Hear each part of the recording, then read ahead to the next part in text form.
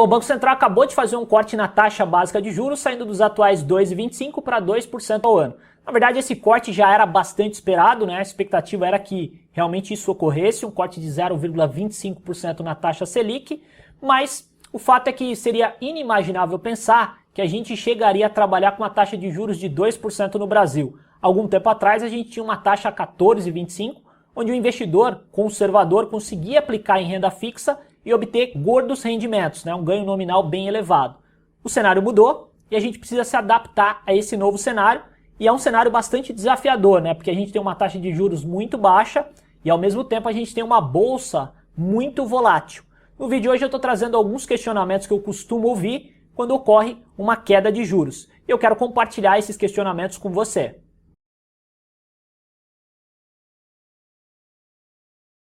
Eu estou gravando vídeos toda semana, pessoal. Então, se você é novo aqui no canal, quero aproveitar a oportunidade de convidar para se inscrever, ativar o sino de notificações para aproveitar esses conteúdos que a gente vai colocar daqui para frente. Eu tenho certeza que vai agregar muito valor para você.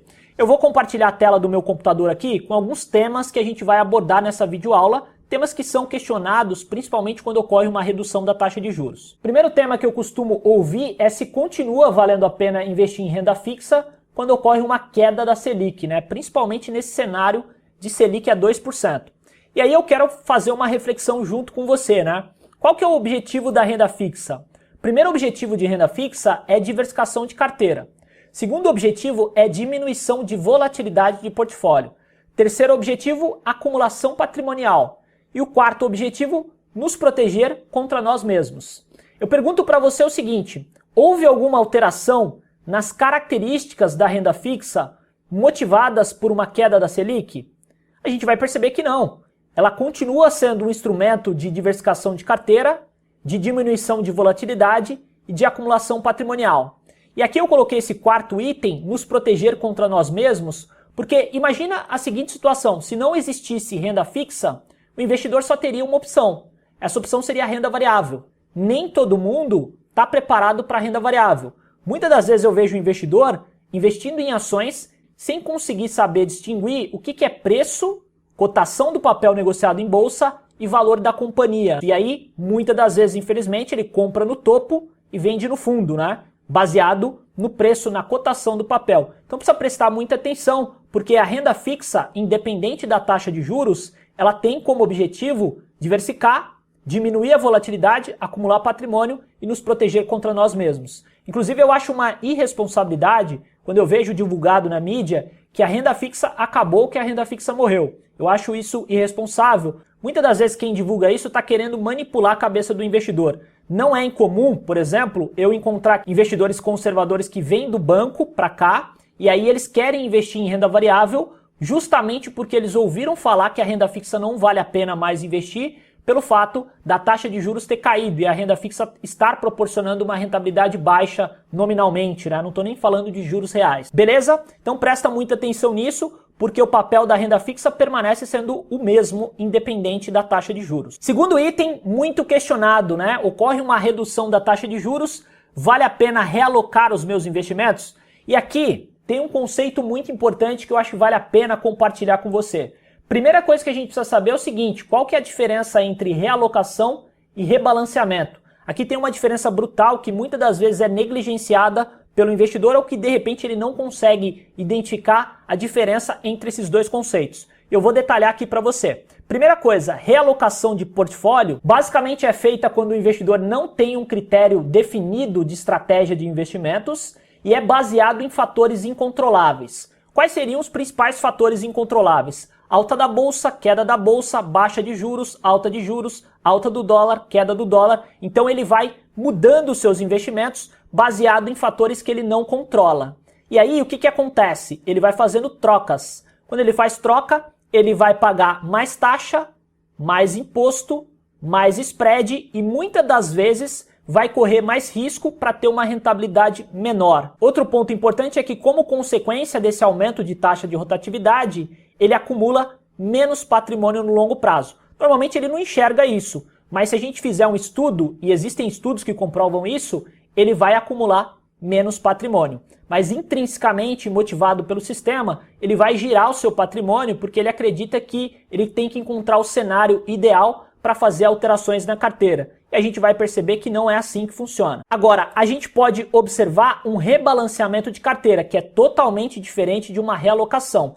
Normalmente, quem faz realocação é porque não tem uma carteira equilibrada, diversificada, que contempla uma alta de juros, queda de juros, alta de bolsa, queda de bolsa e assim sucessivamente. Quem tem uma carteira bem diversificada já está contemplando qualquer tipo de cenário que pode ocorrer, porque ele sabe que cenários são incontroláveis, não depende do investidor. E aqui a gente está falando de rebalanceamento de carteira. Perceba como é diferente. No rebalanceamento de carteira, a estratégia do investidor já é pré-definida e ele entra para rebalancear a carteira com dinheiro novo. Por exemplo, imagina uma situação que você tem 50% em renda fixa e 50% em renda variável. A bolsa sobe, vai mudar essa proporção, vai ocorrer uma discrepância de renda fixa para renda variável. Bolsa subiu, passou a ser 60% do portfólio e renda fixa ficou aqui em 40%. O que ele vai fazer? Ele vai fazer um rebalanceamento para equilibrar a bolsa, né, em relação à renda fixa. Ele vai alocar mais dinheiro em renda fixa e ele faz esse equilíbrio, esse ajuste. Isso é um rebalanceamento, né? Claro, pode ocorrer o seguinte também, bolsa cai,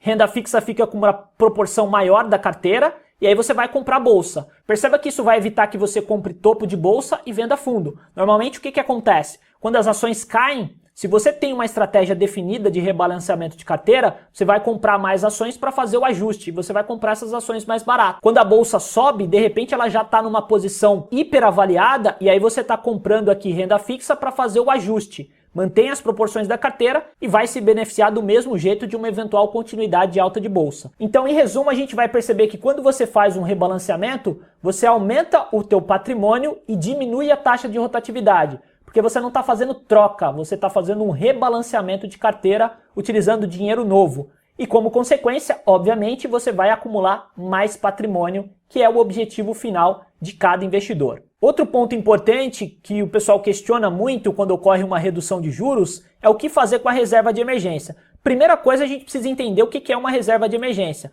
Basicamente, uma reserva de emergência não é investimento.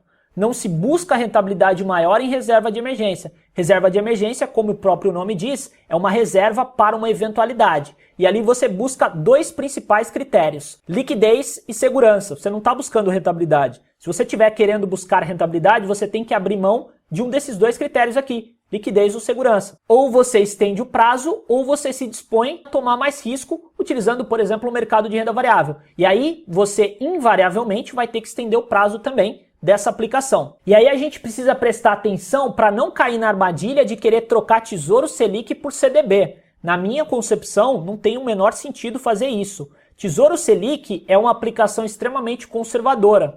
Claro, você tem uma taxa de administração que é cobrada pelo próprio Tesouro, mas não vai fazer muita diferença. Por quê? A gente está falando de um dinheiro pouco de reserva de emergência, muitas das vezes. Se você tem muito dinheiro na reserva de emergência, aí que você não deve trocar mesmo, né? Porque você não vai se expor a risco de crédito. De repente você quer trocar para um CDB, o emissor quebra, você fica com aquele dinheiro inacessível durante um período. Aí você vai precisar daquele dinheiro para reserva de emergência, não tem disponibilidade do recurso, vai ter que pegar emprestado. Não faz o menor sentido. E quando a gente fala de pouco dinheiro ou pouca representatividade na carteira, aí também não faz sentido, porque se você liquida um Tesouro Selic para colocar num CDB, você está antecipando imposto em cima de pouco dinheiro para curto prazo.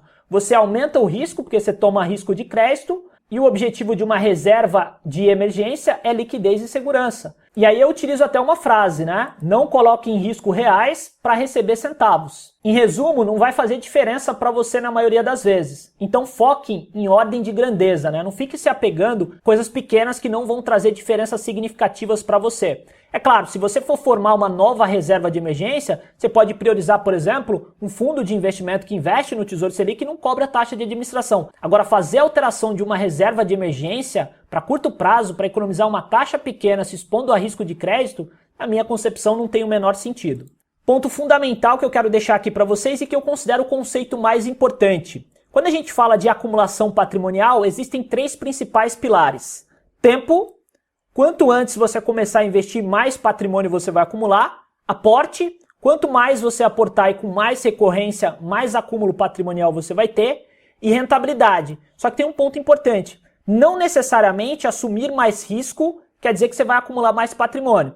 Nesses dois pilares, sim, quanto antes você começar a investir, mais você vai ter, e quanto maior o teu aporte, mais recorrente, mais acúmulo de patrimônio você vai ter. Agora, a rentabilidade, você tem que buscar uma rentabilidade compatível com o mercado. Se você tem uma exposição demasiada para poder pegar a rentabilidade maior, não necessariamente você vai ter um retorno maior, porque você tem uma exposição a risco aqui. Então é importante você ter muita responsabilidade com essa questão e não se deixar levar pelo fato da taxa de juros ter caído, você obrigatoriamente tem que se expor mais para ter maior rentabilidade. Lembra que o principal papel de um investidor é proteger e rentabilizar patrimônio. O objetivo do investidor é administrar riscos e não se expor a risco demasiadamente para tentar ter rentabilidade maior, principalmente motivado por um cenário incontrolável de redução de juros, de alta de bolsa, de queda de bolsa, etc. Então presta muita atenção nisso. E aqui no final eu quero deixar para você uma reflexão que eu considero importante. O que os gurus de investimentos estão fazendo? Será que eles estão preocupados em alterar a reserva de emergência ou se tornar um melhor profissional, agregar mais valor para as pessoas, como consequência ter uma maior remuneração, aportar mais dinheiro e no final ter um maior patrimônio? Lembra o seguinte, pessoal, se você tem 100 mil reais e você ganha 2%, você teve uma valorização de 2 mil reais sobre o seu patrimônio. Agora, se você tem 100 mil reais de patrimônio, ganha 1% e aporta 5 mil reais por mês, a tua valorização patrimonial foi de 6%. Então a gente precisa entender que o aporte financeiro é o fator preponderante que vai fazer com que você acumule patrimônio no longo prazo. Se você aporta, liquida, resgata, troca investimento, você não vai fazer o juro composto trabalhar a seu favor e, como consequência, no final você vai ter menor patrimônio. Então pensa nisso e foca em ganhar mais dinheiro para acumular mais patrimônio.